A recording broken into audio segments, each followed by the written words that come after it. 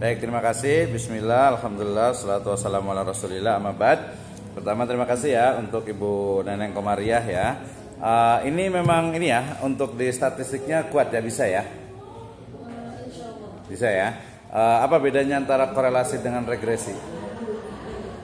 Regresi dengan korelasi bedanya apa? Hubungan apa ya? Iya. Kaitannya. Korelasi hubungan, regresi hubungan juga, iya. Hubungan, tapi ada hubungan sebab akibat. Nah itu ya, jadi korelasi itu hanya hubungan biasa.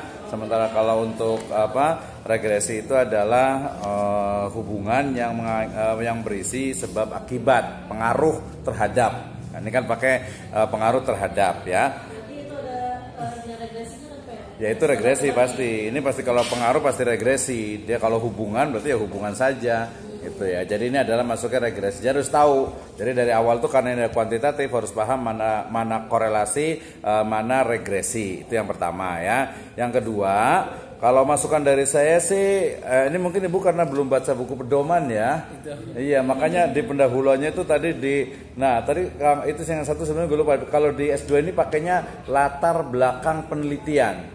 Kalau namanya di S1 latar belakang masalah. Sama aja sih sebenarnya gitu ya. Nah, pertama saya kasih masukan pertama di sini dari mulai ini adalah proposal tesis, kemudian nanti istilahnya nanti kata-kata motivasi itu nanti dispesifikan motivasi apa, kemudian yang kedua di situ ada gelar memperoleh gelar Magister Pendidikan Agama Islam atau dalam kurung MPD gitu ya di program studi Magister Pendidikan Agama Islam. Program Magister itu dihilangkan ya, kemudian Sekolah Tinggi Agama Islam Sirajul Falah Bogor nanti langsung tahunnya 2025 tahun 1446 Hijriah ya. Lembar pengesahan nanti kita akan periksanya kalau sudah ini ya, kata pengantar juga. Nah ini yang pertama ini udah salah jadi nggak saya periksa ini ya. Jadi ini tuh nomor halaman 4 itu nomor 1 ya, nomor 3, nomor 2, nomor 3, nomor 4 itu masuk ke dalam tadi yang Pak Dr. Nur Hasan sampaikan yaitu literatur review. Walaupun nanti perlu ada perbaikan terutama nanti dari sisi literatur review itu kan memosisikan dari penelitian kita. Jadi pastikan misalnya yang pertama ini adalah pengaruh motivasi dan hafal Al-Quran terhadap prestasi belajar pendidikan agama Islam pada kok sama banget ya. Beda cuman global sama ini fitrah insani ya. Persis banget, kenapa tuh? Iya, kenapa ya? Padahal di sini kalau kita lihat nih mengetahui tingkat motivasi menghafal Al-Quran. Jadi dia motivasinya spesifik tuh, motivasi menghafal Al-Quran. Kemudian mengetahui prestasi belajar. Ini juga prestasi belajarnya. Jadi agak berbeda nih ya. Jadi dia artinya itu dia prestasi belajar di sini. Jadi bukan bedanya itu tadi yang hafal Al-Qurannya dengan prestasi belajarnya itu ya. Kemudian nanti diurutkan juga tahunnya. Pengaruh tahfidz Al-Quran dan motivasi menghafal Al-Quran terhadap prestasi belajar Al-Quran hadis di MA Unwanul Falah. Nah, ini mungkin ya masih agak-agak bisa lah ya. Jadi dia ada 3 variabel gitu ya. Sebenarnya terlalu sederhana sebenarnya gitu ya. Mestinya nanti bisa ditambahkan dengan ada sedikit mix method sebenarnya itu. Kemudian yang ketiga, pengaruh kemampuan menghafal Al-Quran terhadap prestasi belajar. Ini juga sebaiknya ini dicoret aja, ini dihilangkan aja sih kayaknya. Dan pembentukan akhlak menghafal Al-Quran terhadap prestasi, jadi dianya 2 dihilangkan aja, yang nomor 3 ya, nggak usah dipakai. Pengaruh metode menghafal dan motivasi belajar terhadap prestasi menghafal Al-Quran, ini juga rata-rata memang menghafal Al-Qurannya tadi yang Pak Dr. Hasan bilang gitu. Jadi bukan ke PAI-nya. Ya jadi karena memang tadi kalau ditanya, coba saya mau nanya, kenapa, apa alasannya memilih variabel X2-nya itu adalah hafalan Al-Quran? Apa jawabannya? Karena kalau saya lihat dari dari judul yang saya pilih itu pendidikan agama Islam. Misalnya pelajaran pendidikan agama Islam tentu ada banyak ayat-ayat Al-Quran ya Pak ya. Jadi mungkin hafalan Al-Quran ini sangat berpengaruh gitu Pak. Berarti kan di situ jumlah ya. Jumlah hafalan Al-Qur'annya kan ya, atau mungkin bisa prestasi di dalamnya itu ada sebenarnya jumlah. Itu kan ya, jadi semakin banyak hafalannya mestinya itu nilainya itu prestasi semakin bagus itu kan ya. Oke, itu tadi berarti hafalan. Kalau prestasi yang dimaksud apa? Prestasi belajar PAI yang dimaksud itu apa? Apa ukurannya? Nilai. Kalau nilai bukannya hasil belajar, apa bedanya prestasi belajar dengan hasil belajar? Bedanya apa tuh? Kalau nilai itu hasil. Kalau nilai tadi hasil. Kalau prestasi pakai apa mengukurnya? Pakai apa berarti itu? Pakai apa berarti? Coba ini kan ya. Nah, terus dari sisi penulisan ini tadi karena tidak mengikuti pedoman jadi salah ya.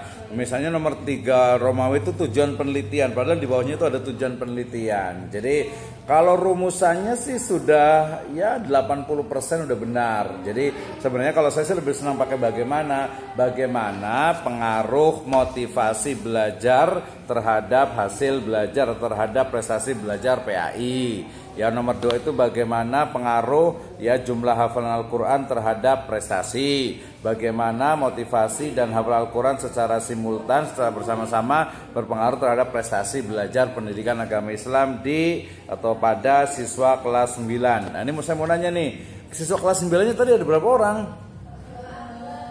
Bener tadi 400-an? Enggak, kayaknya banyak banget ya.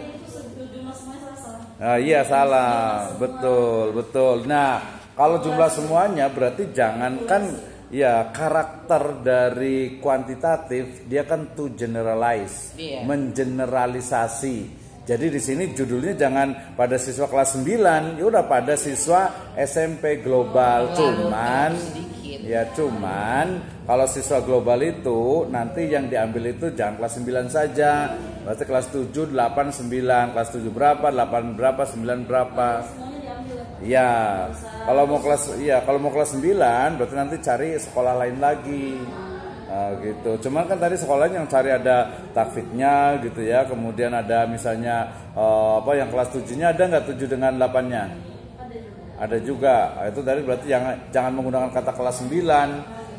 Jadi dihapus saja kelasnya karena kan populasinya tadi 400. Kalau 30, kalau saya sebenarnya nggak terlalu suka sih 30. Ini kan 458 siswa. Ya kan ya? Ya nanti diperbaiki. Ini jadwal juga dari Juli ini, sekarang udah Desember nih, udah kelewat gitu ya. Tapi yang paling parah sih ini sebenarnya tadi itu. Jadi nggak ada pendahuluan, latar belakang penelitian. Jadi yang halaman 4 ya, ini salah tulis halamannya ya. Halaman pertama itu ini ya diganti pokoknya coret semua nih. Halaman 4 sampai halaman 7 itu dipindahkan ke karena ini kuantitatif ya. Ini kalau nggak salah itu nanti di bab 2 gitu ya. Ini jadi langsung pertama jangan pakai 32, pakainya A. Kalau nggak A 1.1, tapi nanti pedomannya biasanya A. A itu adalah latar belakang penelitian. Tuh jangan lupa ya. Latar belakang penelitian ini berarti belum apa-apa nih. Ya, nggak ada latar belakangnya, nggak ada argumentasi. Tujuan ini ya dicoret. Tujuan itu menjawab 3 pertanyaan penelitian. Kalau kuantitatif ya itu saja. Nah, gitu ya. Itu masih kaitannya dengan tulisan rumusan. Nanti bukan rumusan, biasa itu rumusan dan batasan masalah. Tapi nanti dilihat apakah ada identifikasi masalah atau tidak. Sudah baca buku pedomannya belum? Setengahnya, berarti belum hatam itu. Makanya ilmunya setengah-setengah nih biasanya. Ya, rumusan dan batasan masalah nanti dilihat ada identifikasi atau tidak. Tujuan penelitian, kegunaan itu biasa kata-katanya pakai manfaat. Manfaat penelitian, manfaat teoritis, manfaat praktis. Kebaruan novelty ini masih salah sih kebaruannya itu. Kebaruannya harusnya itu nanti mulai dari harusnya itu hafalannya, jumlah hafalan yang itu mungkin belum ada untuk pertanyaan-pertanyaannya, pernyataannya, kemudian juga di SMP-nya itu, kalau di SMA itu belum ada diteliti, gitu ya. Metode penelitian ini harus ini baru sangat sedikit sekali ya, bahkan nanti yang untuk jadwal ini udah nggak ada lagi. Ya jadwal itu udah dihilangkan tuh, biasanya nanti dihilangkan. Tinjauan teoritis lebih parah lagi ya, ini cuma 0,001% ini ya. Nah jadi ini kayaknya ini aja lah, nanti lebih banyak di suruh bimbingan aja lah gitu ya. Nanti tinggal lanjut aja formulasi judul, pengaruh, motivasi. Nah ini jadi gini, kalau ini memang ini problematis dari paradigma positivisme gitu ya. Jadi kalau mamanya kuantitatif dengan positivistiknya mestinya ini ditolak, dia nggak bisa gitu ya, karena dia karena ini base-nya, dasarnya itu adalah keyakinan agama gitu. Hafalan Al-Quran kan semua orang yang mengatakan itu karena keyakinan bahwasanya kalau orang yang hafal Al-Quran, Al-Qurannya hafalannya banyak, dia itu akan pinter, dia itu akan cerdas, walaupun ini harus ada penelitiannya. Itu tadi saya gitu. bilang. Nah teorinya itu hafal Al-Quran itu katanya kan kalau hafal Al-Quran 30 juz, walaupun memang ada sih, termasuk anak saya juga alhamdulillah ya tahun minimal itu ya 30 juz, kemudian bisa terbaik di S1, terbaik kedua juga, kemudian juga terus saya bayar. Tapi kan itu kasuistik, tidak bisa mengeneralisasi, belum tentu juga gitu. Karena hafalannya kadang ada keponakan itu hafalannya itu banyak sih, hampir 20 25, tapi nggak mungkin, kemudian tajwidnya banyak yang salah juga lagi. Ya apa namanya ya tajwidnya terutama itu karena pengen hafalan gitu ya. Ini perlu diperbaiki. Nah saran saya sih, ada saran nih pada Dr. Nur Hasan nih, bagaimana kalau ini banget nggak sih, penting banget nggak sih maksudnya hafalan Al-Quran pengen dibuktikan, atau mungkin pakai yaudahlah yang penting lulus aja gitu ya. Maksudnya yang penting lulus itu maksudnya cari yang tidak problematis lah gitu. Misalnya tadi, ini aja misalnya yang tadi saya bilang Pak Dr. Misno ya, motivasi nyambungnya dengan apa kan gitu iya, ya. Betul. Kalau dengan Al-Quran kan hal yang sangat berbeda gitu. Kalau mau diganti dengan misalnya gaya belajar lebih mudah. Jadi pengaruh motivasi dan gaya belajar ya terhadap nanti prestasi, atau nanti kalau mau spesifik juga hasil belajar pendidikan agama Islam gitu bisa. Itu kalau mau nanti sambil dipikirkan aja, istikharah aja. Kalau mau tetap hafalan nanti kita konsultasi lagi ya. Selain motivasi itu apalagi kalau mau selain hafalan, karena hafalan itu dia sebenarnya kan jumlah tuh, jumlah. Kalau prestasi nanti kalau hasil juga jumlah, mendingan kalau mau jumlah semuanya aja, nominal semuanya aja, jangan motivasi berarti di sini nanti. Gitu. Jadi nanti pasti kena gini. Jadi kalau di kuantitatif yang dipelajari utama itu kan sebenarnya kalau ini prestasi nih, prestasi PAI. Nah, jadi nanti di kerangka pemikirannya nih. Jadi prestasi PAI sebagai variabel apa? Dependent atau independent? Ini prestasi belajarnya PAI itu dependent atau independent? Hah? Paham nggak dependen sama independen?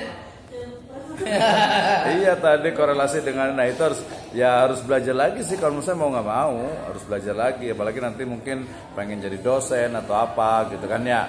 Jadi harus banyak belajar. Pokoknya ini harus excellent nih. Nah caranya tadi itu baru berapa? Yang penelitiannya baru berapa nih? Baru kita tambahkan lah 7 ya. Ini kan baru 4 tambah 3 lagi ya.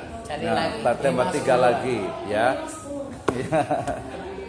Ya 10 lebih bagus. Nah caranya bagaimana? Caranya itu pertama pelajari metodenya, yang kedua pelajari hasilnya, yang ketiga pelajari perbedaan dengan penelitian yang akan kita lakukan. Nah, jadi kita sekarang masih terbuka untuk istilahnya itu menerima mengganti variabelnya. Tadi kalau misalnya bukan cepat lulus, maksudnya lebih gampang, lebih mudah gitu. Karena tadi teorinya itu kalau untuk hafalan itu kan berarti 1 juz, 1 surat, 2 surat, 3 surat, juz 30, juz 9. Hafalannya, targetnya. Apa sampai sekolah pakai target nggak hafalannya? Rata-rata hafal berapa surat, berapa juz? Rata-rata sih ada yang 2 juz 30 29, ada yang sampai 28 juga. Ada sampai 8 juz.